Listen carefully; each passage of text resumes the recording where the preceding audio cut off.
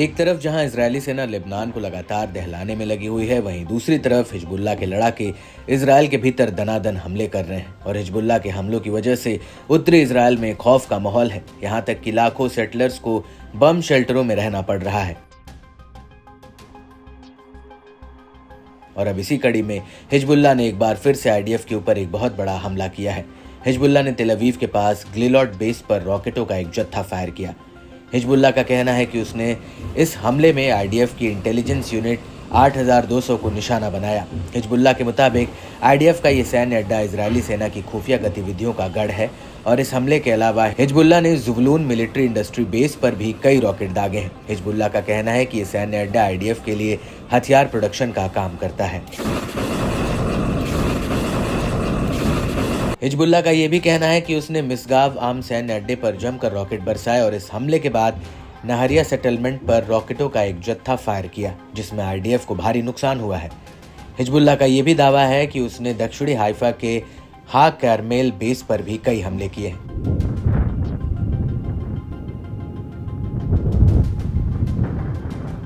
Israeli सेना के बयान के मुताबिक 23 अक्टूबर 2024 को लेबनान की ओर से इजरायल पर 135 से ज्यादा रॉकेट फायर किए गए। वहीं इन हमलों को लेकर जेरूसलम पोस्ट का कहना है कि 23 अक्टूबर 2024 को कम से कम 24 रॉकेट लेबनान से उत्तरी इजरायल में घुस गए और इसके बाद रॉकेटों का एक जत्था और दागा गया। इस हमले के दौरान इजरायल के अपर गैलीली, सेंट्रल गैलीली और हाइफा की खाड़ी में लगातार हवाई हमलों के सायरन बज रहे थे।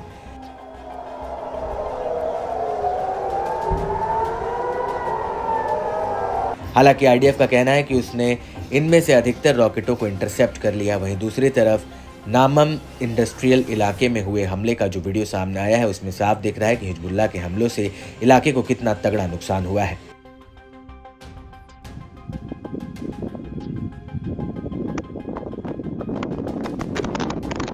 इजरायली मीडिया के मुताबिक इस हमले में किसी के हताहत होने की खबर नहीं है। उल्टा इजरायली एयरफोर्स के मुताबिक उसने कम से कम 4 ड्रोन्स को हवा में ही मार गिराया। आपको बता दें कि जिस वक्त हिजबुल्लाह ने इजरायल पर यह हमले किए, उस वक्त पूरा इजरायल सिमहैट तोरा के त्यौहार को मना रहा था, लेकिन हिजबुल्लाह के ताबड़तोड़ हमलों ने इसमें खलल पैदा कर दिया और यही वजह है कि आईडीएफ के जवाबी हमला करते हुए बेरूत को दहला कर रख दिया। और इन हमलों को लेकर लेबनानी मीडिया का कहना है कि बेरूत में आईडीएफ ने कम से कम 17 हवाई हमले किए।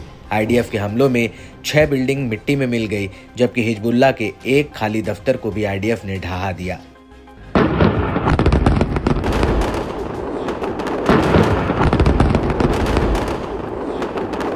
वहीं एएफपी टीवी ने इन हमलों का एक वीडियो रिलीज किया है, जिसमें पहले एक छोटा धमाका होता है और इसके बाद लगातार बेरूत में कई बड़े धमाके होते हैं। इसको लेकर लेबनान की सरकारी न्यूज एजेंसी एनएनए का कहना है कि आईडीएफ ने 17 एयर स्ट्राइक की और ये हमले अभी तक के सबसे बड़े अटैक थे। एनएनए के मुताबिक आईडीएफ ने जन्ना इलाके में न्यूज एजेंसी अल मयादीन के दफ्तर पर भी हमला किया। हालांकि न्यूज एजेंसी का कहना है कि जिस वक्त यह हमला हुआ, उस वक्त उसका ऑफिस खाली था। गौर करने वाली बात यह है कि जहां पर अल मयादीन का दफ्तर है, उसके पास में पहले ईरानी दूतावास का दफ्तर हुआ करता था और उसके बगल में हिजबुल्लाह का एक चेक पॉइंट भी था।